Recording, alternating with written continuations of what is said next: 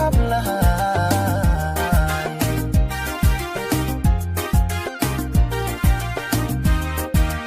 ada adnay mankiyo naftaba